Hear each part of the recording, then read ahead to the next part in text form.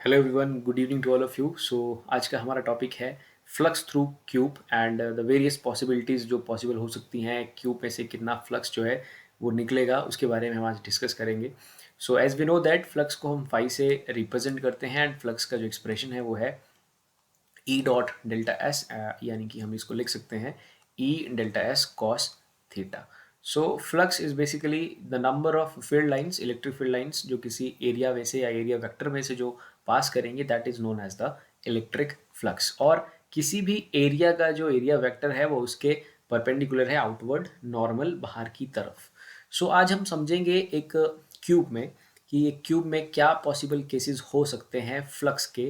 Numerical problem जो भी possible हो पाएंगे उनको हम डिस्कस करेंगे। So let us suppose I just make a cube there and पहली पॉसिबिलिटी हम बात करेंगे, यहाँ पर जो भी हम फ्लक्स की कैलकुलेशन करेंगे, उसको फ्लक्स निकालने की जो कोशिश करेंगे वो हम गॉस थ्योरम की मदद से निकालेंगे। और फ्लक्स का जो expression according to the Gauss theorem, it is Q by epsilon not, the charge enclose divide by the permittivity of free space या वैक्यूम। सो फर्स्ट केस में मैं डिस्कस कर रहा हूँ इस क्यूब में। Let us suppose in first case the charge is inside the cube, charge is inside the cube. So इस case में कितना फ्लक्स होने जा रहा है, अगर लेट अस सपोज इस क्यूब ने जो है क्यू चार्ज को एनक्लोज करके रखा है, इस क्यूब के अंदर एक क्यू चार्ज है, इसके अंदर इसने एनक्लोज किया है, तो जो फ्लक्स होगा, जो फ्लक्स का आंसर होगा, that is Q by epsilon not. So this is the flux through this cube, Q by epsilon not. तो ये एक हमारा बहुत ही सिंपल और पहला एक केस हो जाता है। सेकेंडली हम समझते हैं, सेकेंड केस में हम चलते हैं। सेकेंड केस में हम डिस्कस करेंगे जब हमारा charge, when our charge is at the corner, किसी भी एक कॉर्नर पे हमारा एक चार्ज जो है क्यू रखा गया है, when our charge is at one of the corner of the cube, one of the corner of cube. So in this case हम इसे एनालाइज करने की कोशिश करेंगे कि क्या पॉसिबिलिटीज यहाँ बन सकती हैं। So like late us suppose यहाँ पर हमने चार्ज को रखा है, एक कॉर्नर पे हमने क्यू चार्ज को रखा हुआ है।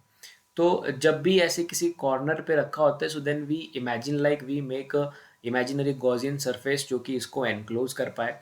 और एक बहुत सिंपल वे में भी हम इसको देख सकते हैं, जैसे हम केमिस्ट्री में या किसी भी सॉलिड स्टेट के टॉपिक में हम जब बीसीसी एफसीसी या ये सब चीज़ें डिस्कस करते हैं, वहाँ पर हम अगर सिंपल क्यूबिक की बात करते हैं तो सिंपल क्यूबिक में जो एटम्स होते हैं वो बिल्कुल कॉर्नर पे होते हैं। सो एक क्यूब के साथ, एक सिंपल क्यूबिक स्ट्रक्चर के साथ जो टोटल नंबर ऑफ एटम्स होता है वो 1 होता है। इट मीन्स दैट कि उसके कॉर्नर पे जो चार्ज रखा गया है उसका उस क्यूब को कंट्रीब्यूशन जस्ट क्यू बाय 8 होता है, just Q by 8। Like so basically like we have that 8 corners there, and on that 8 corners we have 8 atoms placed there. So total number of atoms in a simple cubic is 1, because every atom is contributing 1 by 8 in this simple cubic structure, because इस corner को जो है बाकी इसके surrounding के जो 8 cubes हैं वो भी इसको शेयर कर रहे हैं। ओके, तो उसी तरह से हम एक इमेजिनरी गॉसियन सरफेस बनाएंगे, तो इसको हमें क्लोज करना होगा ऐसे इमेजिनरी क्यूब्स बना के, because this is a cube, so we just make the cubes ताकि हम एक सिमेट्रिकल फिगर बना पाए। सो हम एक पहले तो इसके सामने बिल्कुल एक सिमेट्रिकल क्यूब बनेगा, बिल्कुल इसके सामने एक क्यूब बन जाएगा, और फिर उसी के इनके बिल्कुल नीचे जो है 2 क्यूब और बनेंगे, तो टोटल ये 4 हो जाएंगे। लेकिन फिर भी जो है ये एनक्लोज नहीं हो पाएगा, ये एनक्लोज नहीं हो पाएगा। अभी हमने इसको ऊपर वाले कॉर्नर पे लेके रखा है, तो हम इसको पहले इसके सामने ऐसे एक क्यूब बनाएंगे, एक इमेजिनरी, और साइमल्टेनियसली इसके ऊपर एक क्यूब यहाँ आएगा, एक क्यूब यहाँ आएगा। फिर भी ये क्लोज नहीं हो पाएगा क्योंकि ये सामने वाली साइड खाली रह जाएगी। तो सिमिलरली सामने की तरफ से भी 4 क्यूब हम और बनाएंगे, तभी जाके हमारा ये पूरा सिस्टम जो है इस चार्ज को एनक्लोज कर पाएगा। तो 8 क्यूब्स बनेंगे। तो जब आपके पास चार्ज एक कॉर्नर पे है, तो इस चार्ज को एनक्लोज करने के लिए वी नीड 8 क्यूब्स देयर, हमें 8 क्यूब्स की जरूरत पड़ रही है। चार्ज क्यू है तो 8 क्यूब्स हैं, तो एक क्यूब जो चार्ज एनक्लोज कर रहा होगा that is Q by 8। So flux इस तरह के सिस्टम में बन जाएगा Q by 8 epsilon naught, Q by 8 epsilon naught. So this is the flux through a cube when charge is at the one of the corner, because, और आप सीधे सीधे भी समझ सकते हैं कि charge is at one of the corner, it means that इस क्यूब को जो टोटल चार्ज मिल रहा है that is Q by 8। So flux through this cube is just Q by 8। फिर इसके बाद हम इसके दूसरे पॉसिबिलिटीज़ को समझने की कोशिश करेंगे कि दूसरी पॉसिबिलिटीज़ इसकी क्या बन पाएंगी। So let us try to imagine और अंडरस्टैंड कि इसकी सेकंड पॉसिबिलिटी क्या बन सकती है।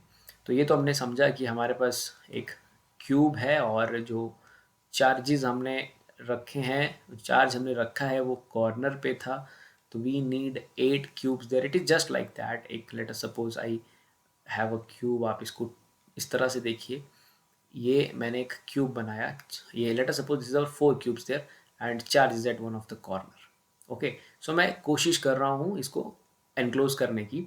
तो एक मैंने ये बनाया, एक ऑलरेडी ये था, और एक और है बनाया, एक नीचे बनाया, एक ऊपर, बट अभी फ्रंट से जो है मुझे दिख रहा है। तो ऐसे ही 4 मैं फ्रंट से और बनाऊंगा। तो मैं इस बेसिस पे कहा कि हमारे पास 8 क्यूब्स हैं। So flux from one cube is Q by 8 epsilon not. So ये हमारा एक आंसर हो जाएगा जो मैंने अभी पीछे डिस्कस किया। अब इसमें हमसे फर्दर क्वेश्चंस ये पूछे जाते हैं कि इस क्यूब में से, जिसमें से जो फ्लक्स है क्यू बाय 8 एप्सिलॉन निकल रहा है, इस क्यूब में से, इस क्यूब के एक साइड में से, इस या जो ये स्क्वायर आपको दिख रहा है, इस क्यूब के एक साइड में से, वन साइड में से जो है वो कितना फ्लक्स निकलेगा, वन साइड में से कितना फ्लक्स निकल पाएगा। अब यहाँ पर हमें थोड़ा ध्यान से इमेजिन करना पड़ता है। सो हमारे पास इस कॉर्नर पे हमारा चार्ज है। सो अभी आप देखिए कि ये जो कॉर्नर है ये किन्हीं 3 साइड्स के लिए कॉमन है। जैसे कि ये सामने वाली साइड हो गई, इसका नाम मैं रख देता हूँ A B C D. A B C D side के लिए ये कॉर्नर है, और ये रख देता हूँ मैं बी ई एफ सी, ये हो गया बी ई एफ सी। तो ए बी सी डी हो गया हमारे पास एक, यहाँ पर एक हमारे पास बी ई एफ सी हो गया, और साइमल्टेनियसली हमारे पास ये रखा है मैंने, इसका नाम सी एफ, इसको मैं जी बोल देता हूँ। तो एक मेरे पास है सी एफ जी डी। ये जो 3 साइड्स आप देख रहे हैं, this one and this upper one, ये 3 साइड जो है, इन तीनों के लिए ये वाला पॉइंट जो है कॉमन है। ये कॉर्नर तीनों का है, तो ये तीनों के लिए कॉमन है। सो this is common for all. वो कॉर्नर जहां पर हमारे पास हमने चार्ज को रखा है।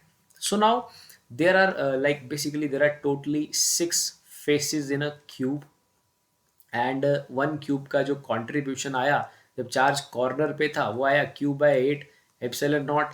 सो नाउ पूछा गया कि एक साइड में से बताइए। अब ये 3 जो है वो कॉमन है, 3 फेसेस जो है वो कॉमन है अपने यहाँ पर।